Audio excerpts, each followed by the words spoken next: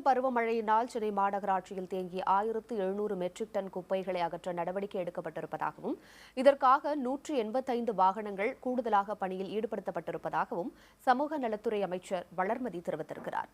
சென்னையில் செய்தியாளர்களை சந்தித்த அவர் மழை வெள்ளத்தால் உயிரிழந்த குடும்பங்களுக்கும் பாதிக்கப்பட்ட வீடுகளுக்கும் சுமார் 48,82,100 ரூபாய் நிவாரணம் வழங்கப்பட்டிருப்பதாக கூறினார்.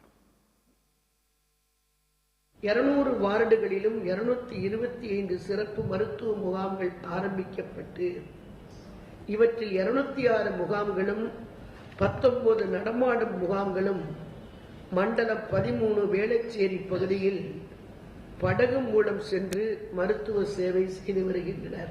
14 நபர்கள் உயிரிழந்தவர்கள்.